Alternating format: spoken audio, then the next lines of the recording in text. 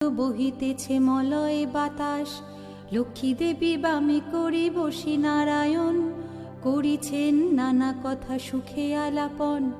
হেনকালে বিনা করে এলো মুনিবর, উপনীত হইলা আসি বৈকুণ্ঠ নগর।